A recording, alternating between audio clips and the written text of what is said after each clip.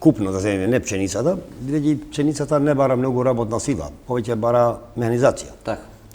А што се однесува до другите култури, пшенка, граб, оние што треба се копат, пипер, не знам, домати, компири, имавме, знаете, полициски часови, имавме забрани за излез од дома. И сега мене, како мене, пушти она што треба, ми пушти, а мене барање, пушти ми дадоа дозвола, ама мене ми треба туше петаргати. Така. А тие нема дозволи. Како да ги земам? И сега, еве, кај гледам едно нешто јас. Граф нема. Тетовскиот просчуен граф. Знаете дека ова година има шанси да стигне до 300-400 денари килограм. Нема граф. Нема кој да го збира. И не посеја луѓето. Тоа бара работна рака. А баш тогаш се погоди времето во април, мај, кога имавме тие полициски часови едно друго и не можеш да земеш никого. Не бе ќе ме казнат. Тогаш како беше 2000 евра, како викаја, не знам. И кој ќе излези? Никој. И сега ова година граф Тетовски многу тешко е да најдеш. Многу малку засадено граф. Многу малку. Јас сум имал до 20 декари граф. Јас немам пола декар за себе и готово. Поради немање можност за работа. Не, имав јас можност да го за посејање, имав можност затоа имам машина за граф и за пченка и за све. Меѓутоа, бербата како ќе ја правам?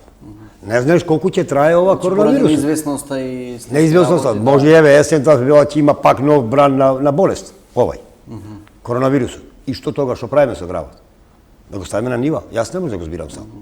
За 20 декари мене би ми требале, ај да не претерам, 70 до 80 и 90 луѓе. Сега не во еден ден, ама 10 дена по 8 луѓе, 80 луѓе, ќе го збирам. Сега нема. Тоа е тоа. Да. Во однос на најголемиот проблем кој што ги имаат земјоделците, посебно во Полошко, гледам дека во другите реони во земјата имаат проблем, меѓутоа не толку голем кај нас, со откупните центри. Немаме откупни центри, земјоделците нели спасот го гледаат ако некој им дојде некој шлепер или камион или пак на пазар да го продадат својот производ. Стандард како што е нели во другите соседни земји и во блиските реони нема. Јас ќе кажам нешто што може и нема да видам во право, али мислам дека сум во право. Не вика Западна Македонија. Нас. Како полок, како спаѓаме во Западна Македонија. И често пати сум слушал Дибио Запад. Така го викат многу луѓе. Еден откупен центар во полок немаш. Еден откупен немаш. За компир, за пиперка, за домат, за немаш откупни центри. Како што има во Струмичкиот дел. Или пак некој си кванташки пазар, не мора ти да одиш до Скопје.